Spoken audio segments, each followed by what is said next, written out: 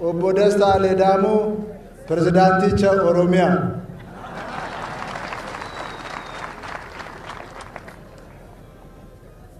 እንኳን አደረሳችሁ። የምወደው የማከብረው ወንድሜ ፕሬዝዳንት ደስታ ሌዳሞ የሲዳማ የኦሮሚያ ፕሬዝዳንት፣